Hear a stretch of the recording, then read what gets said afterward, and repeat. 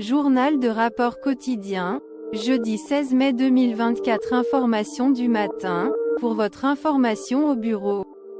Nous avons des nouvelles du marché. Bourse. Une bourse est un marché sur lequel des titres tels que des actions et des obligations sont achetés et vendus. Sur le marché où vous devez être décisif avant de démarrer une entreprise, dans quel secteur vous seriez impliqué, qu'il s'agisse de technologie, de vêtements, d'alimentation, d'infrastructure ou d'agriculture, la révolution de l'entreprise a une histoire d'idées qui ont été utilisées auparavant.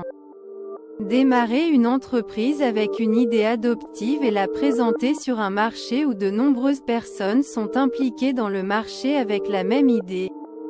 Ce n'est pas une bonne décision pour une création d'entreprise. Avant de démarrer une entreprise, l'une des étapes importantes à franchir est l'analyse de la part de marché. Connaître les personnes qui exercent le même métier que vous. Évitez d'entrer sur un marché où il y a déjà beaucoup d'affaires vendant les mêmes produits. Avoir une analyse de la part de marché. La bourse peut également être une organisation qui négocie des actions d'entreprise contre de l'argent et vice-versa. C'est tout pour le moment. Rendez-vous dans l'après-midi pour plus d'informations sur le marché. Journal de rapport quotidien. Journal de rapport quotidien. Jeudi 16 mai 2024. Information de l'après-midi, pour votre information au bureau. Nous avons des nouvelles du marché. Tiers professionnel. Un tiers est toute entreprise ou individu extérieur à l'organisation avec lequel vous avez noué une relation commerciale. Que vous ayez ou non un contrat formel, la plupart des organisations travaillent avec un large éventail d'entités et d'individus externes qui peuvent présenter des risques potentiels. Dans les affaires et dans le commerce, c'est quelqu'un qui n'est pas directement impliqué dans une transaction.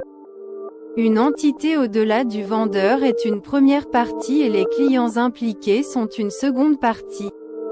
Un vendeur peut employer un tiers pour effectuer des services spécifiques afin d'augmenter la valeur d'un produit, tel que l'emballage et la distribution. Et une partie bénéficiaire peut également être impliquée dans le tiers en tant que celui qui bénéficie de la distribution ou celui qui bénéficie ou reçoit un avantage pour ce à quoi il a participé. Rattrapez plus tard pour plus d'informations sur le marché. Journal de rapport quotidien. Journal de rapport quotidien, jeudi 16 mai 2024. Information de la nuit, pour votre information au bureau. Nous avons des nouvelles du marché. Type de contrats commerciaux. Il existe différents types de contrats dans les affaires dans lesquels le personnel du secteur commercial s'implique. Ce type de contrat et les accords entre les parties font partie de la décision d'organisation prise par les membres de l'entreprise. Contrat de travail, contrat d'entrepreneur. Accord de confidentialité, accord de partenariat, accord de licence, contrat express, accord d'indemnisation, accord de franchise, accord de non-divulgation, contrat bilatéral, contrats commerciaux.